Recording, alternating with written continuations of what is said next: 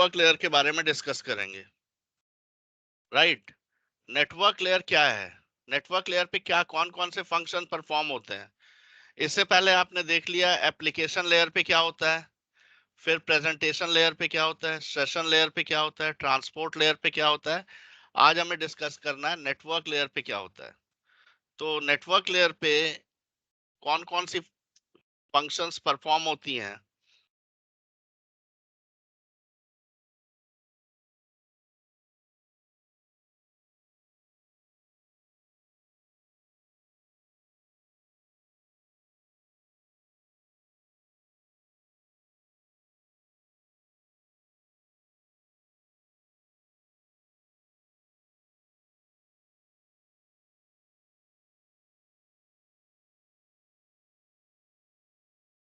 पहला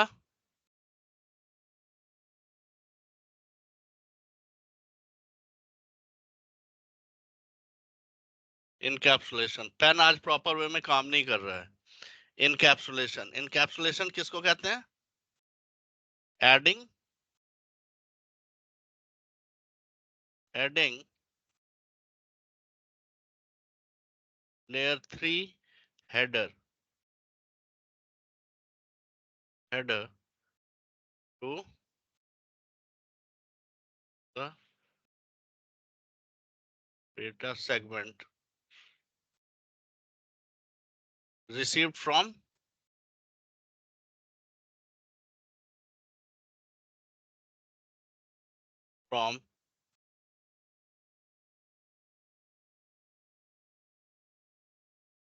transport layer। तो क्या होता है जब एप्लीकेशन लेयर से एक डेटा आया,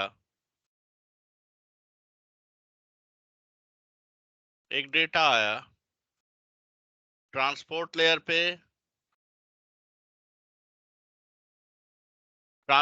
पे, क्या हुआ, उस डेटा में एक हेडर अटैच हुआ। इस डेटा में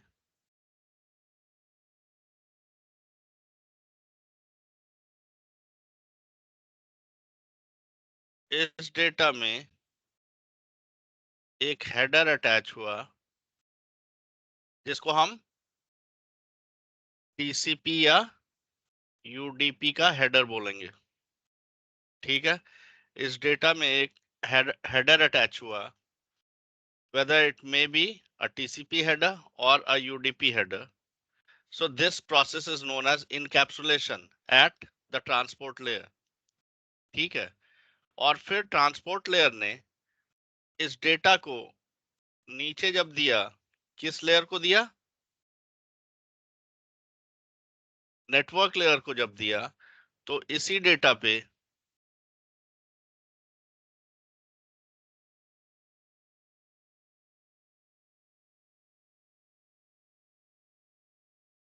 टीसीपी और यूडीपी के हेडर पे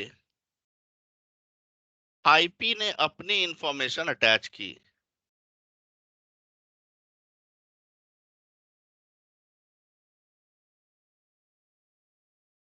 राइट। आईपी ने अपनी हेडर अटैच की, ये क्या है, ये वाला पोर्शन है, तो इसको आईपी हेडर बोलेंगे।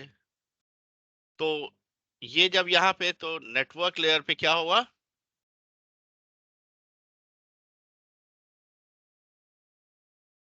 Encapsulation eight network layer. याद रखना मैंने ट्रांसपोर्ट लेयर पे मेंशन नहीं किया था इसको, क्योंकि इतने छोटे से चीज को कई बार मैं छोड़ देता हूँ, स्किप कर देता हूँ। यहाँ पे अटैचिंग टीसीपी और UDP header at transport layer is also the encapsulation at transport layer, and when that data is transferred to the network layer, getting my point, when the data is transferred to the network layer and when IP header is attached on that received information or segment or datagram, we say encapsulation I mean, we say this process is the process of encapsulation. Getting it? आप encapsulate कर देते हो, means आप cover कर देते हो किसी चीज को। ये हम लोग तो ऐसे दिखाते हैं फिगर में, मतलब ये एनवेलप के ऊपर एक और एनवेलप लगा के आईपी हेडर अटैच कर, उसमें आईपी ने अपनी इंफॉर्मेशन अटैच की। अब आईपी का हेडर कैसा होता है वो हम बाद में समझेंगे, लेकिन अभी जस्ट इनकैप्सुलेशन को समझ लो कि when the data is covered with some new information, this process at network layer is known as encapsulation. आ रही है बात समझ में? तो एक इनकैप्सुलेशन का प्रोसेस होता है, उसके बाद दूसरा process at network layer D encapsulation. जब यही डेटा लिंक और फिजिकल लेयर से होते हुए, इसमें और भी प्रोसेसेस होंगी, वो अभी मैं डिस्कस नहीं कर रहा हूं। ये जब से होते हुए, फिजिकल लेयर से होते हुए, ये मान लो let this be source, let this part be the source and let this part be the destination.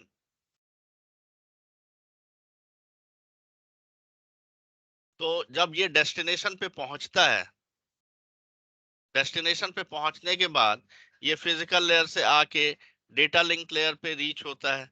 Data link layer पे भी डी इनकैप्सुलेशन होती है, और फिर डेटा लिंक लेयर उसको नेटवर्क लेयर को सेम डेटा देगा, सेम डेटा देगा, और यहाँ पे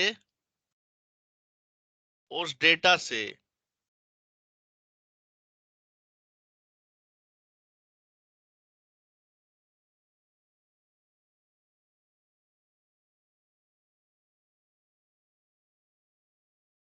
आईपी हेडर को नेटवर्क लेयर पे पूरा रीड किया जाएगा, और जो जो प्रोसेसेस परफॉर्म करनी है वो सारी प्रोसेसेस परफॉर्म करने के बाद चेक किया जाएगा कि भाई नेटवर्क ट्रांसपोर्ट लेयर पे किसको देना है, ट्रांसपोर्ट लेयर पे ये डेटा किसको देना है। ट्रांसपोर्ट लेयर पे दो प्रोटोकॉल से साइड करते हैं, एक या तो टीसीपी या यूडीपी, इन दोनों में से किसको देना है। अगर टीसीपी के लिए डेटा है तो टीसीपी को दे दिया जाएगा, लेकिन this header will be removed at the network layer. अपना एनवेलप हटा के अंदर का डेटा देगा, मतलब अंदर एक और एनवेलप है जिसपे टीसीपी यूडीपी की हेडर है, ठीक है।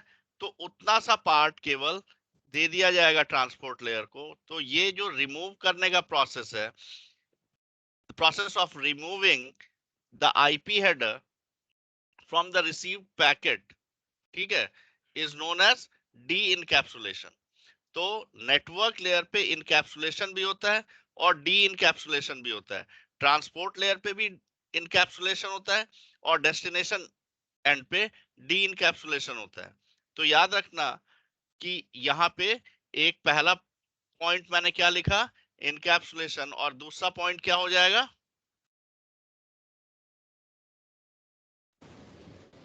D encapsulation.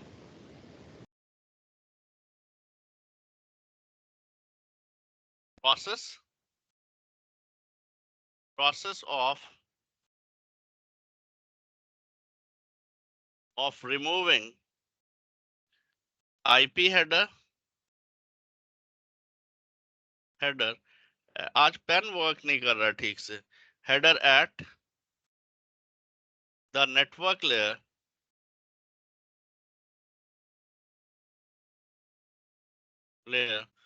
of the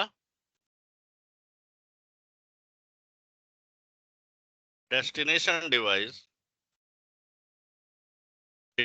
is called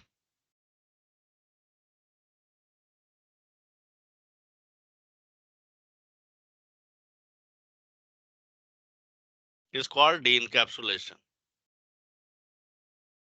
बात समझ में आई आप लोगों को? ये दो प्रोसेस नेटवर्क लेयर पे परफॉर्म होता है, ये दो प्रोसेस ट्रांसपोर्ट लेयर पे भी परफॉर्म होता है। तो ट्रांसपोर्ट लेयर पे क्या बोलोगे, the process of attaching the TCP और यूडीपी हेडर, ठीक है, टू द चंक डेटा, ठीक है, receive from the application layer, ठीक है, is known as encapsulation, and the process of removing the TCP or UDP header at the destination transport layer of the destination is known as de-encapsulation. तो encapsulation और D encapsulation इस तीनों layer पे आप discuss करोगे। कौन कौन से लेयर पे? ट्रांसपोर्ट लेयर, नेटवर्क लेयर और डेटा लिंक लेयर। ये प्रोसेस तीनों लेयर पे होता है, इस बात का ध्यान रखना। आ रही है बात समझ में ना आप लोगों को? Yes. Yes, sir.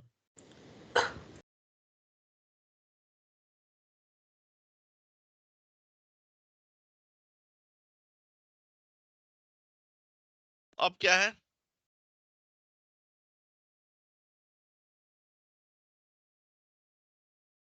उसके बाद राउटिंग।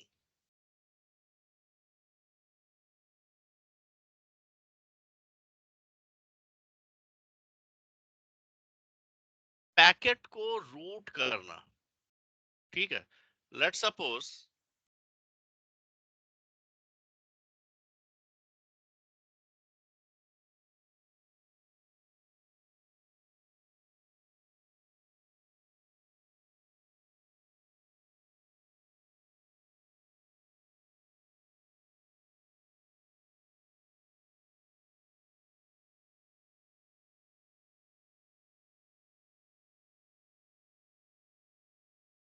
फॉरवर्डिंग और routing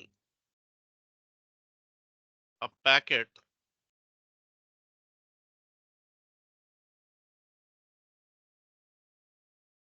on the basis of IP address। ठीक है, इसमें बेसिकली यहाँ पे नेटवर्क एड्रेस होता है।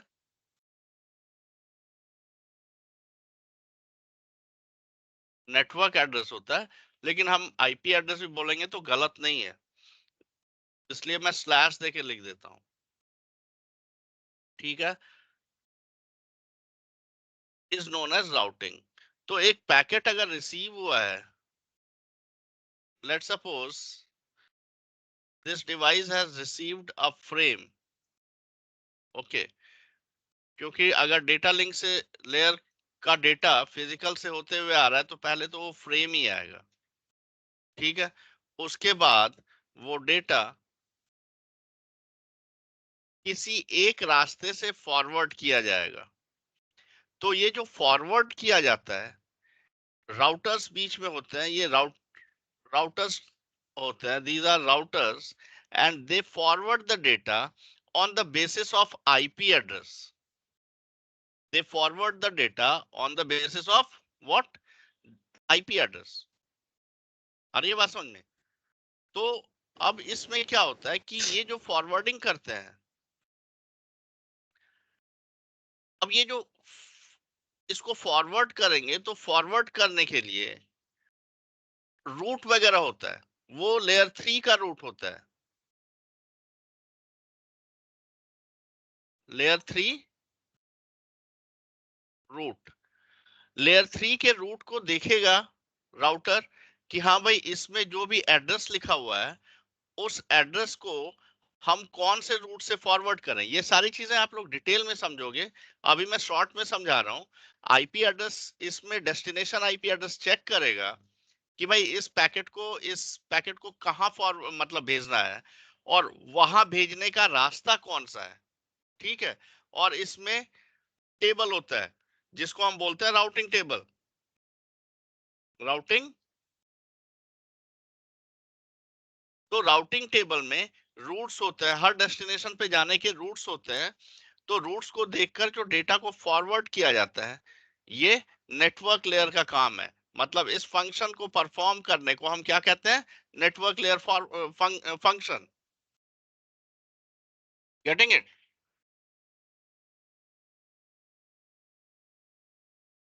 तो इस चीज का ध्यान रखना, यहाँ पे राउटिंग भी होती है। अब आईपी की जब हम बात करेंगे,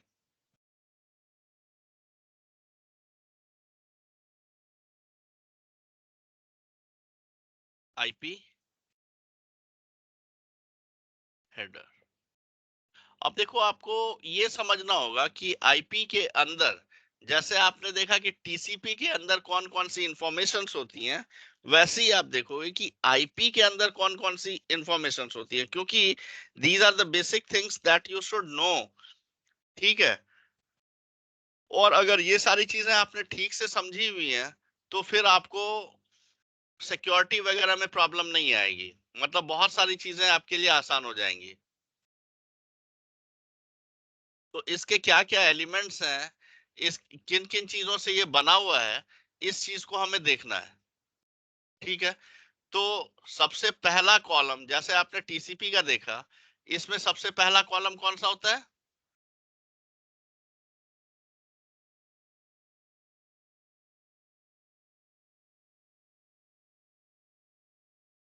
वर्जन। उसके बाद हेडर लेंथ। उसके बाद टाइप ऑफ सर्विस। और उसके बाद टोटल टोटल लेंथ। जो पहला कॉलम 32 बिट का होता है, उसमें ये चीजें होती हैं।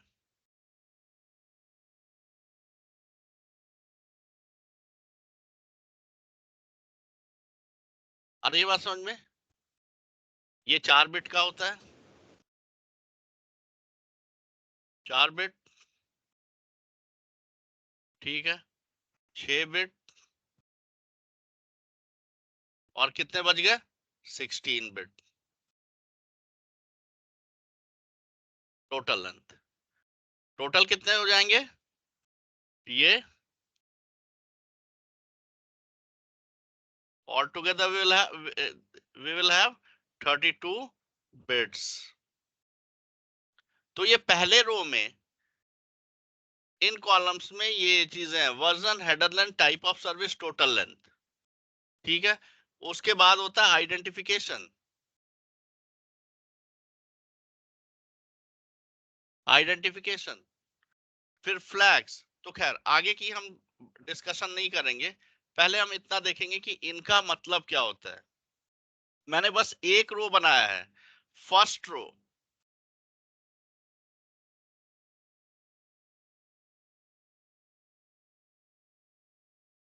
Row of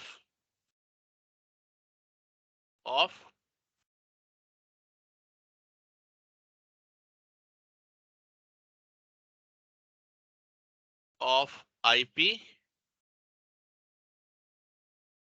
header. तो पहले रो में version, header length, type of service, total length. इसका मतलब क्या हुआ? वर्जन का मतलब हुआ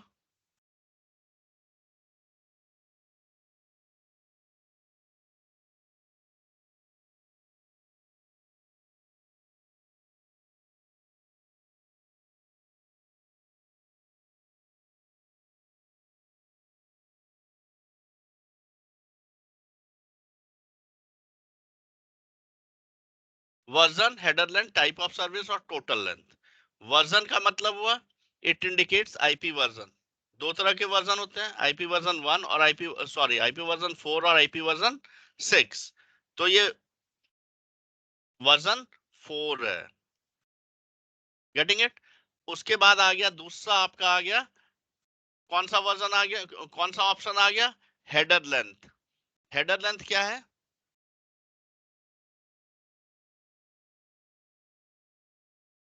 साइज ऑफ द हेडर। कि ये जो इसकी सारे ऑप्शंस होंगे, जैसे टीसीपी की साइज वहां पे हेडर की साइज यहाँ पे बता रहा था, वैसे ही इसमें सारे ऑप्शंस को मिला के उसकी साइज क्या होगी, that is called the size of the header, and that is mentioned in this part of the column, in this column. उसके बाद होता है type of service. Type of service की जो वैल्यू होती है, अभी आप लोग नहीं समझोगे, ये जब क्वालिटी ऑफ सर्विस वगैरह आप पढ़ोगे, क्वालिटी ऑफ सर्विस पढ़ोगे, तब आपको समझ में आएगा टाइप ऑफ सर्विस क्या है। लेकिन वैसे मैं बता देता हूं, एक तरह की मार्किंग होती है। कोई डेटा है, उसको किस तरह की ट्रीटमेंट मिले, ठीक है, वो ट्रीटमेंट किस तरह की मिले, तो अलग अलग तरह के ट्रीटमेंट के लिए अलग अलग इंडिकेशन होती है,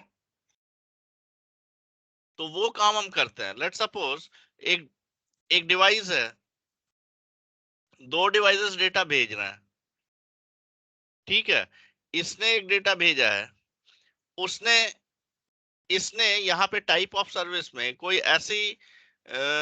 ऐसा बिट ऑन किया है, जो बिट ऑन करने से इसको सबसे पहले आगे फॉरवर्ड किया जाएगा, और ये नॉर्मल है, इसमें ऐसी कोई प्रायोरिटी सेट नहीं की गई है, लेकिन इसमें सेट कर दी गई है।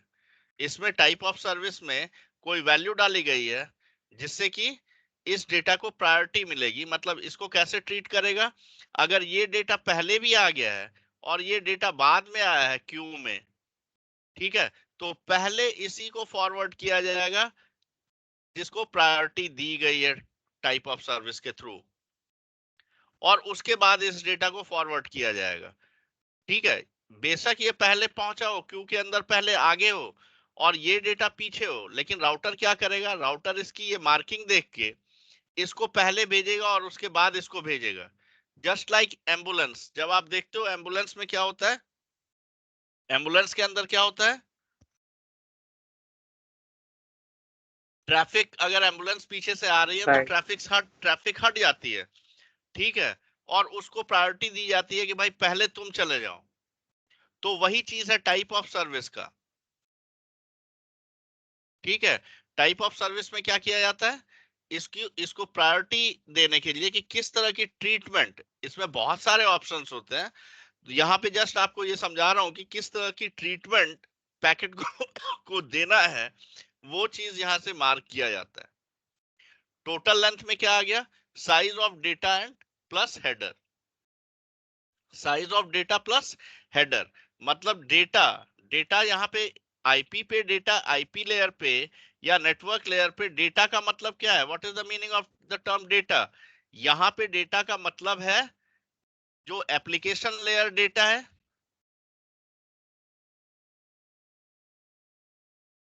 एप्लीकेशन का डेटा प्लस टीसीपी या यूडीपी की हेडर, इन सबको मिला के यहां से यहां तक मिलाने के बाद हम बोलेंगे कि नेटवर्क लेयर पे this is the network layer data. ये क्या है, नेटवर्क लेयर डेटा।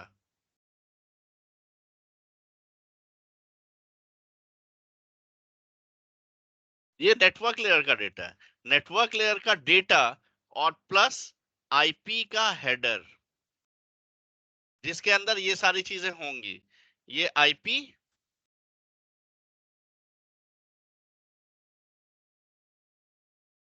ठीक है। तो वही यहां पे कहा जा रहा है, size of data plus size of header, इन दोनों साइज को मिला के, ये साइज प्लस ये साइज, इन दोनों साइज को मिला के यहाँ पे मेंशन रहता है टोटल लेंथ में। और हेडर लेंथ, केवल इस हेडर की इंफॉर्मेशन, केवल इस हेडर की इंफॉर्मेशन कि इसकी साइज क्या है, ठीक है, is indicated in the header length field. Got my point और नॉट? Yes, sir.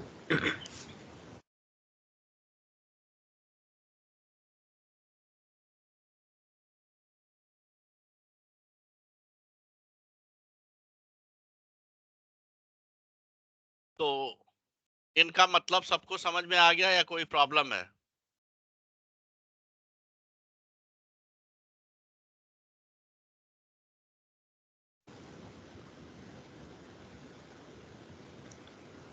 सर ये जो टाइप ऑफ सर्विस होगी वो हमेशा मींस लग के ही जाएगी, या फिर मींस इसमें जो का use in quality of service? नहीं नहीं नहीं नहीं, हमेशा नहीं, हमेशा लग के नहीं जाती है, अगर आप कॉन्फ़िगर करते हो तब, नहीं तो जो डिफॉल्ट होता है वो लगा हुआ होता है, समझ लो। Okay okay.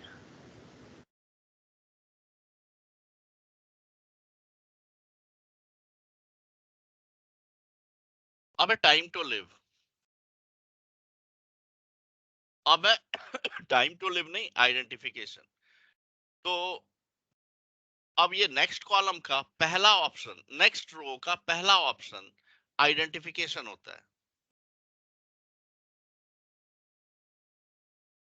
अब आइडेंटिफिकेशन क्या होता है, इस चीज को देख के आप नहीं मतलब मैं पहले समझा देता हूं,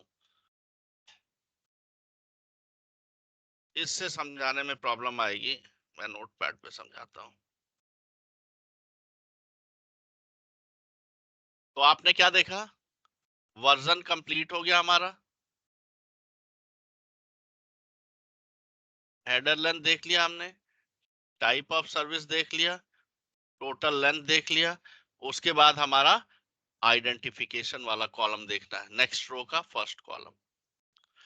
तो आइडेंटिफिकेशन का क्या फंक्शन है यहाँ पे, क्या किस लिए आइडेंटिफिकेशन फील्ड होती है, इस चीज को समझने के लिए अब आपको देखना होगा कि लेट्स सपोज एक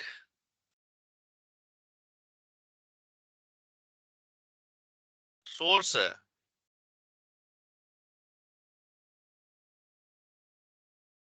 वो कुछ डेटा रिलीज कर रहा है, राउटर ने उस डेटा को रिसीव किया, राइट। और लेट्स सपोज उसने जो डेटा भेजा है वो 200 बाइट का है,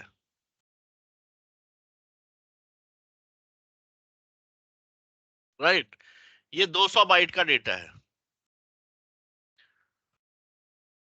अब ये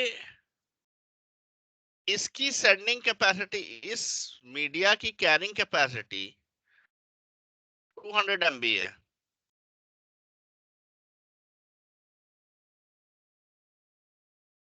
MTU मतलब MTU stands for maximum transmission unit.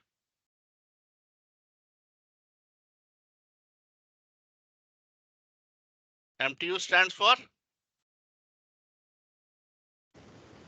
maximum transmission unit.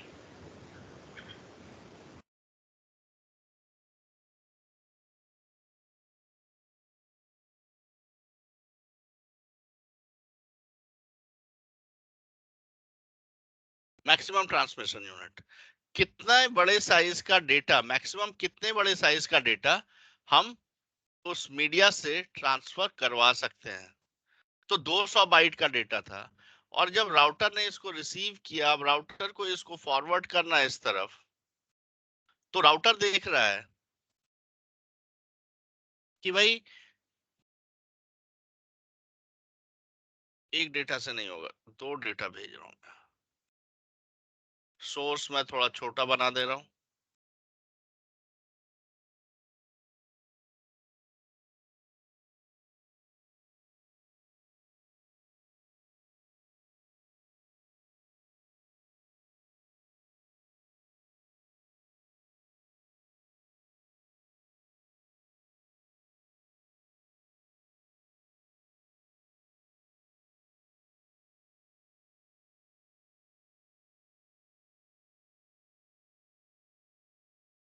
अब ये 2 डेटा यहां पे आए हैं, तो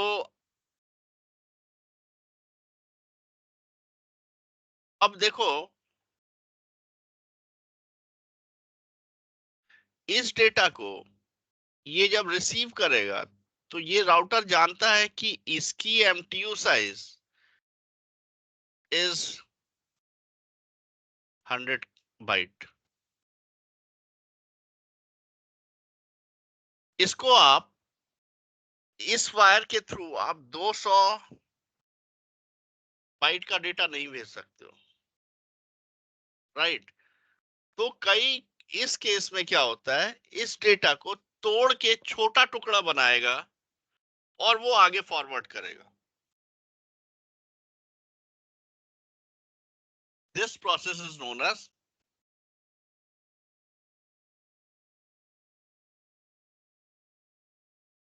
फ्रेगमेंटेशन।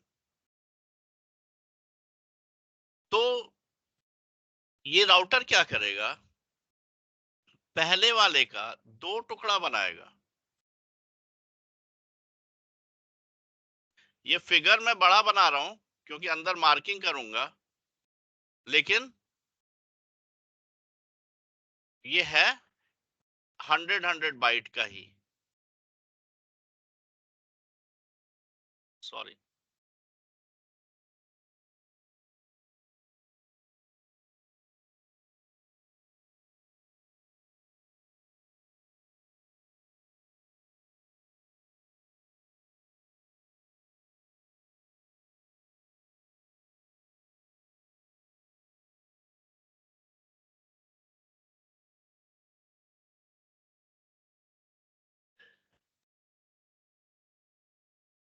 हंड्रेड बाइट का बनाया,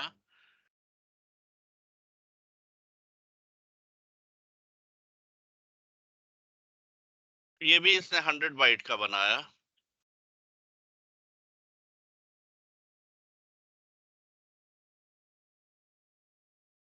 और फिर दूसरे वाले पैकेट को भी इसने तोड़ के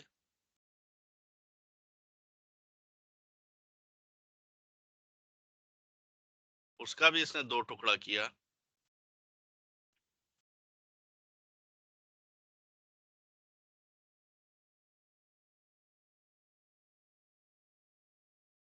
हंड्रेड बाइट का बनाया,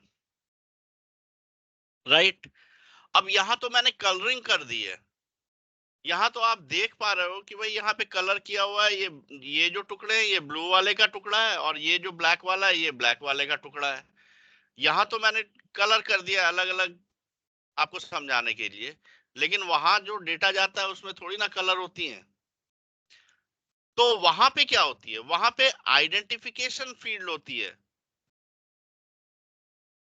आइडेंटिफिकेशन में मार्किंग रहेगी 2, और आईडी यहां भी आइडेंटिफिकेशन में मार्किंग रहेगी 2।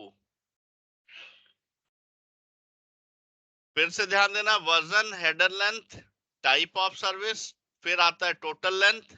ये सारी चीजें हमने देख ली। अब जो आइडेंटिफिकेशन वाला फील्ड है उसकी हम बात कर रहे हैं यहाँ पे, राइट। उसके बाद फ्लैग फील्ड होता है और उसके बाद फ्रैगमेंट ऑफसेट होता है। तो उधर की हम बात बाद में करेंगे।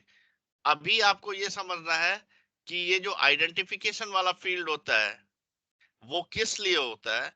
तो अगर डेटा को फ्रैगमेंट किया करके फॉरवर्ड करना होता है, तो फ्रैगमेंटेड डेटा जो होते हैं, जितने भी एक पैकेट से जितने भी फ्रैगमेंट करके टुकड़े किए गए उन सारे टुकड़ों पे सेम आइडेंटिफिकेशन वैल्यू रहेगी, ताकि रिसीवर समझ जाए कि आइडेंटिफिकेशन फील्ड में सेम वैल्यू जिसमें भी है वो सारे एक पैकेट के टुकड़े हैं,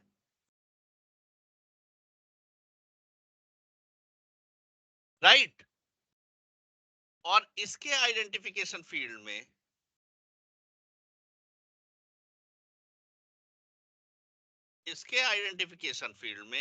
ये 1 है, और ये आइडेंटिफिकेशन फील्ड में यहां भी 1 है।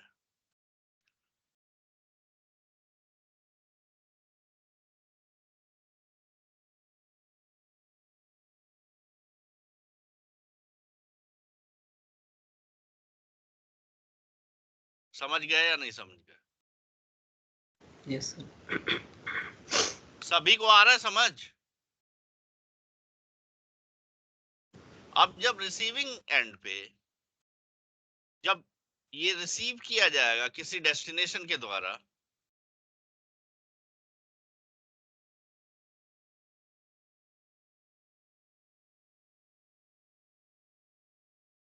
जब ये रिसीव किए जाएंगे, तो आइडेंटिफिकेशन फील्ड को देखकर कि किसमें सेम वैल्यू, किन किन में सेम वैल्यू है, उन सब को जोड़ के एक पैकेट बना लो, और जिनमें 2 है उन दोनों को जोड़ के एक दूसरा पैकेट बना लो। तो ये वाला पैकेट, एक ये वाला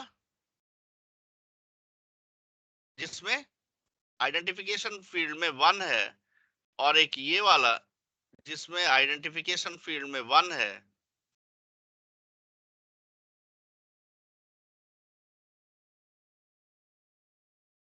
ये 100 बाइट है और ये भी 100 बाइट है। इन दोनों को ऐड करेगा डेस्टिनेशन और क्या कर लेगा,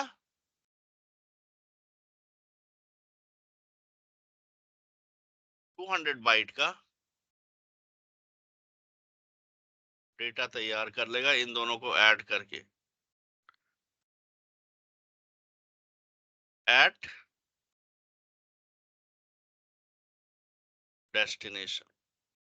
डेस्टिनेशन पे both these fragments will be added to form the original packet of 200 byte।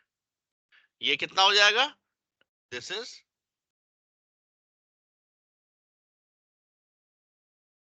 तो अगर आइडेंटिफिकेशन फील्ड नहीं होती और ऐसे बहुत सारे पैकेट्स को तोड़ तोड़ कर भेजा जा रहा है, तो डिवाइस रिसीव करने के बाद नहीं समझ पाता कि कितने टुकड़ों को मिला के एक यूनिट तैयार होगा पैकेट का जो वहां से भेजा गया है।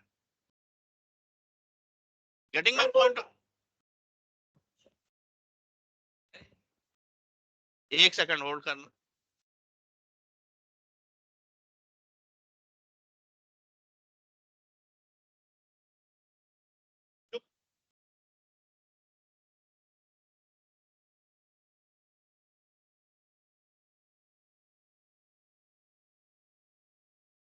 समझे या नहीं समझे आप लोग?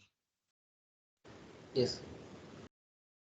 तो यहां पे इस चीज का ध्यान रखना कि आइडेंटिफिकेशन फील्ड किस लिए होता है, it is the value it is attached which is used to attach in the fragments। ठीक है, जब फ्रेगमेंटेशन होती है तब इसका यूज होगा, जब फ्रेगमेंटेशन नहीं होगी तो इसका यूज नहीं होगा। एक नॉर्मल पैकेट जब आ रहा है तो इसको देखने की जरूरत नहीं है, कोई दिक्कत नहीं है।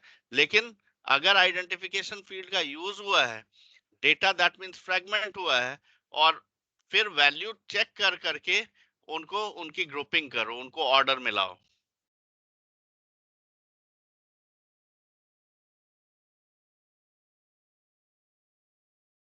सर हाँ बोलो। सर जैसे कि ये जो सोर्स और डेस्टिनेशन के बीच में जो वायर है, तो हाँ, सपोज अगर उसकी maximum transmission unit sir 100 byte है, तो सर जो डेटा जा रहा है तो 1 बाई 1 जाएगा, या मतलब एक साथ 100 बाइट्स में डिवाइड होके सब एक साथ जाएंगे, मतलब क्या? क्या मैं समझा नहीं? तो कि ये जो अगर डेटा, इसकी सेंडिंग कैपेसिटी, भेजने की कैपेसिटी 100 बाइट है, जी यही कह रहे हो ना आप? जी सर, जैसे 100 है, तो अगर ये मतलब डिवाइड भी कर रहा है, तो फिर भी ये 400 बाइट्स हो रहे हैं अप्रोक्सीमेटली, तो मतलब हाँ 1 बाई 1 एक एक करके भेजेगा, या हाँ, मतलब वन सारे बाई एक वन साथ? जाएगा भाई, 1 बाई 1 जाएगा। Okay okay. ठीक है, उसके उसमें आपको बहुत सारी चीजें पढ़नी पड़ेंगी, फिजिकल लेयर का पार्ट है वो सब।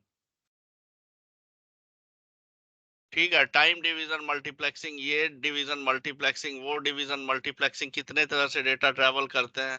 तो खैर वो सब बात की चीज, बात की बात है। मतलब वो अलग से आप पढ़ोगे, पढ़ पाओगे तो पढ़ लेना। अगर नोट्स मुझे बोलोगे तो मैं निकाल के दे दूंगा। अगर वो मतलब बहुत सारी चीजें एक साथ डिस्कस करने लगे तो बहुत लंबी क्लास हो जाएगी। एक तो ऐसे ही मेरा क्लास लंबा होता है, उसके बाद और पता नहीं कितना लंबा हो जाएगा। ये डेटा जो ट्रैवल कर रहा है, तो ट्रैवल करने का मतलब क्या समझते हो? सिग्नल्स भेज रहा है। इस डेटा को तोड़ा जाएगा यहाँ पे, फिजिकल लेयर में आप देखोगे, इस डेटा को बिट्स में कन्वर्ट किया जाएगा। ठीक है, और बिट में कन्वर्ट करने का के बाद उसको सिग्नल में कन्वर्ट किया जाएगा। बिट्स ट्रैवल करने का मतलब, ये डेटा ट्रैवल करता हुआ जो मैं दिखा रहा हूं, डेटा ट्रैवल करने का मतलब है कि यहां से एक डेटा के सारे सिग्नल को भेजे गए, उसके बाद इस डेटा के सारे सिग्नल को भेजे गए, उसके बाद इस डेटा के सारे सिग्नल भेजे गए, मतलब बिट्स को सिग्नल में कन्वर्ट करके भेजा गया। और सिग्नल्स भी बहुत तरह के होते हैं। ठीक है, बहुत तरह से डेटा को ट्रैवल करवाया जाता है, अलग अलग तरह की मीडिया होती है। तो वो सारी चीजें बात की बात हो गई। तो अब इसमें है, इस चीज को यहां तक समझ गए ना? आइडेंटिफिकेशन फील्ड का मतलब समझ गया ना हर कोई?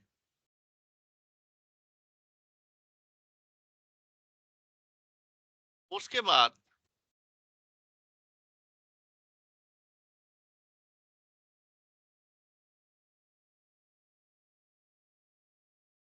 फ्लैग्स होते हैं।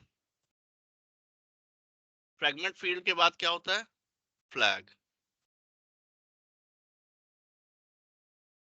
तो version, header length, type of service, total length, और उसके बाद आइडेंटिफिकेशन।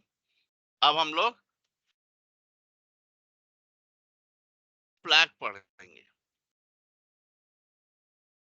फ्लैग में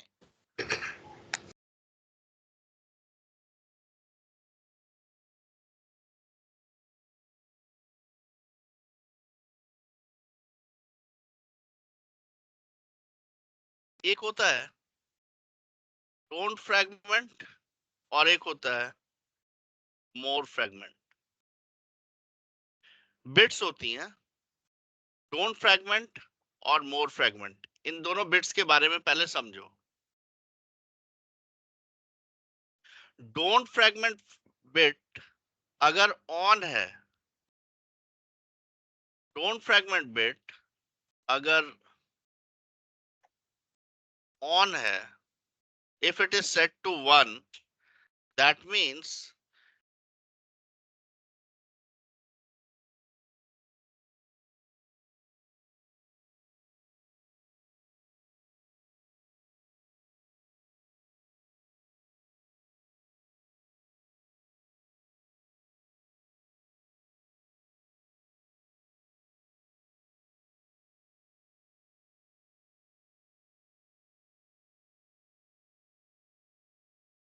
data cannot be fragmented.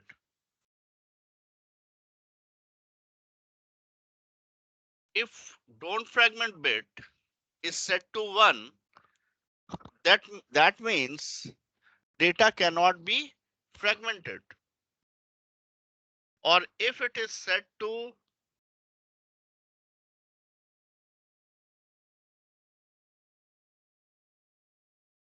if it is off, set to 0, that means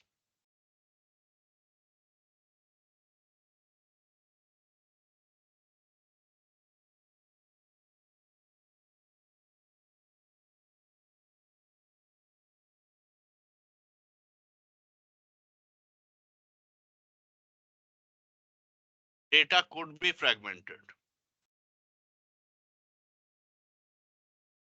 ठीक है ना? That means data could be fragmented. इसका मतलब क्या हुआ कि जब पैकेट रिलीज होता है तो वहां पे मेंशन रहता है कि क्या ये डेटा को आगे तोड़ा जा सकता है, मतलब तोड़ने से ये डेटा डिस्ट्रॉय तो नहीं हो जाएगा।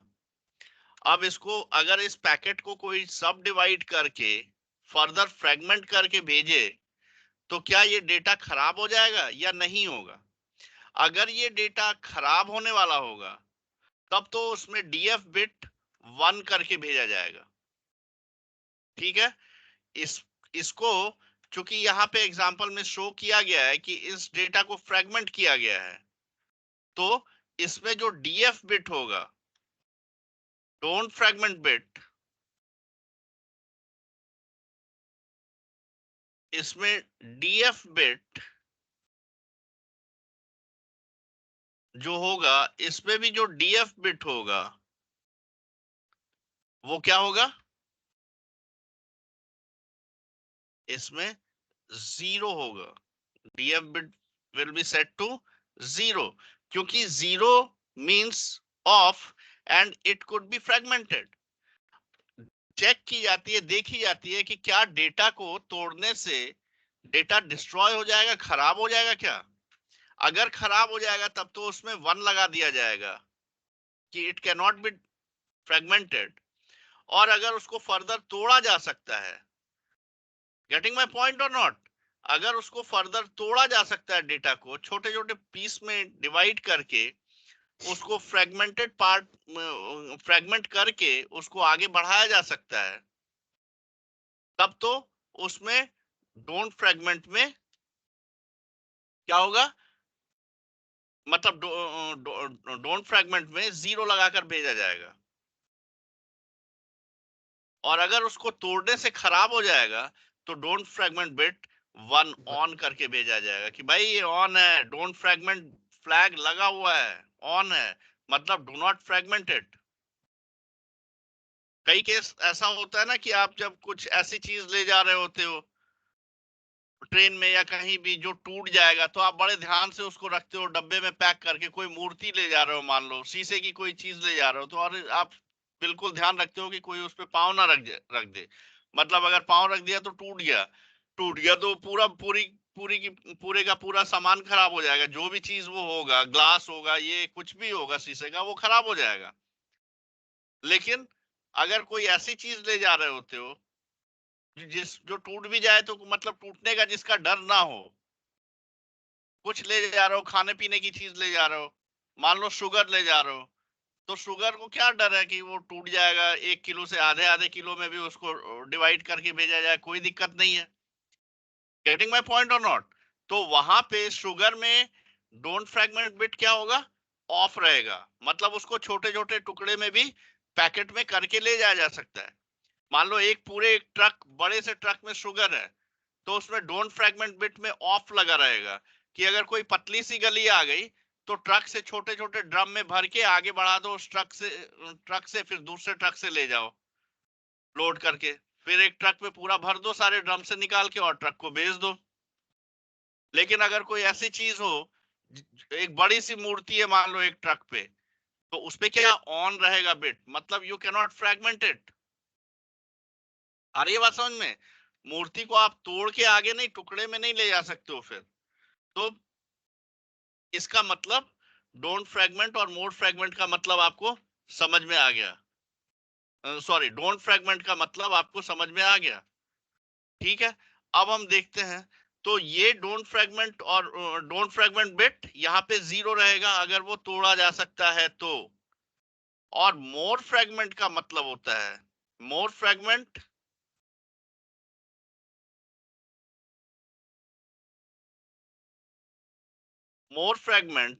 अगर 1 है, इफ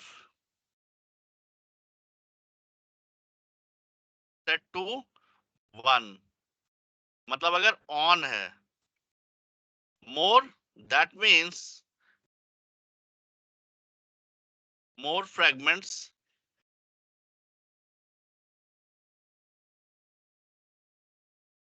are coming। तो इसमें क्या होगा, मोर फ्रैगमेंट में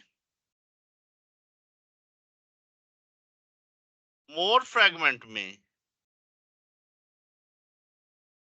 1 लगा होगा। इसका मतलब क्या है कि इसके पीछे भी एक फ्रैगमेंट है, लेकिन इसमें इसमें मोर फ्रैगमेंट में क्या होगा, 0 होगा, क्योंकि अब इसका कोई दूसरा टुकड़ा नहीं बचा हुआ है।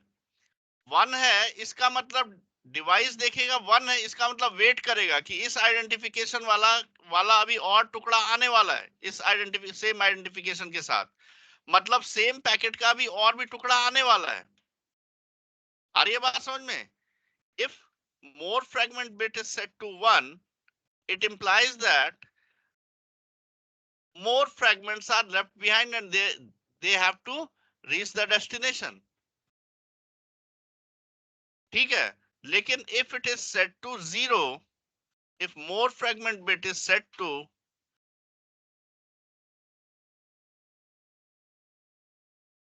0, मतलब ऑफ अगर है,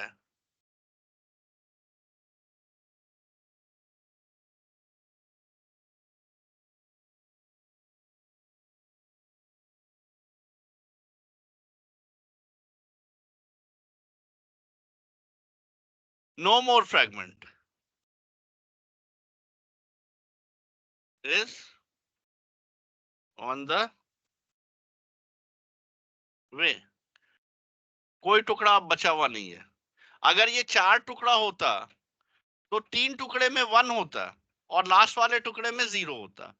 पहले टुकड़े में 1 होता मतलब वो समझ जाता एक और टुकड़ा है, दूसरा टुकड़ा आता उसमें भी 1 होता मतलब और टुकड़ा है, तीसरा टुकड़े में भी 1 होता मतलब और टुकड़ा है, और लास्ट वाले में 0 होता मतलब अब इसका कोई टुकड़ा नहीं है। समझ गए इस बात को या नहीं समझे? Yes sir. Yes sure? Yes sir. तो इस चीज को आपने देख लिया। अब फ्रैगमेंट ऑफसेट होता है।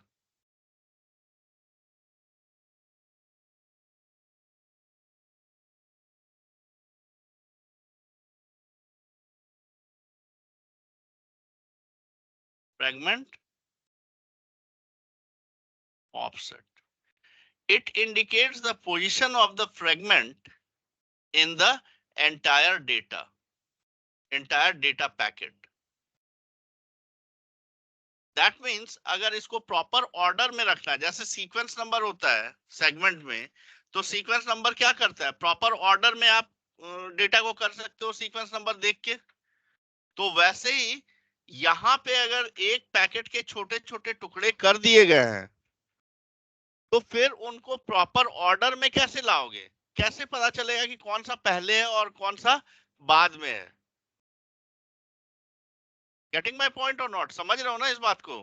कैसे पता चलेगा कि एक पैकेट का टुकड़ा हो सकता है पहले जो आया हो किसी दूसरे रास्ते से आ गया और वो पहले आ गया लेकिन वो बाद का टुकड़ा है। तो रीअरेंज करने में कैसे आप रीअरेंज करोगे इसको? तो वहां पे फ्रैगमेंट ऑफसेट का यूज होता है। ठीक है? It just acts like a sequence number in the TCP header. So fragment offset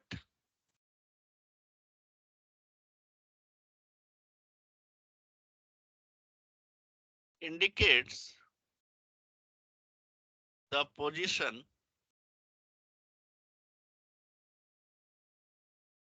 of the fragment in the entire IP packet. Getting it? Let's suppose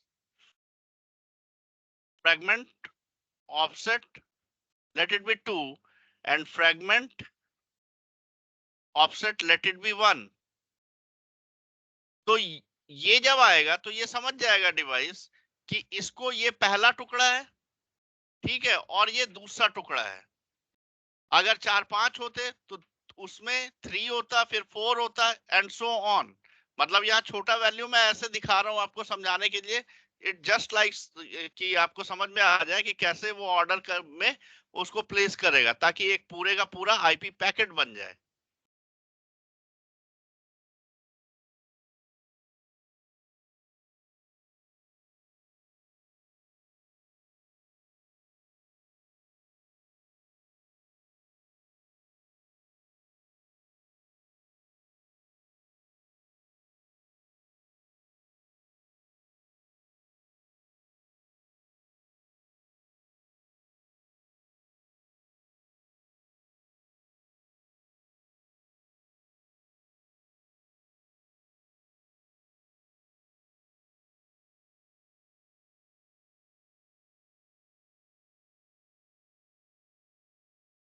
TCP header.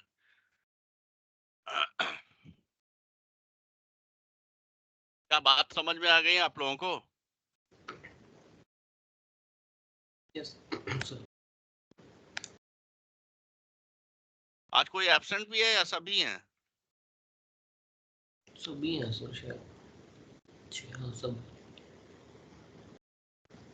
तो इस चीज वही का ध्यान 3-4 हैं रखना। सर। हाँ क्या? वही 3-4 बंदे हैं सर जो रेगुलर होते हैं। ठीक है, मैं आप ही की के लिए मैंने पूछा था, क्योंकि आप लास्ट में आए नहीं थे उस समय, जिस समय क्लास शुरू हुई थी। अच्छा सर।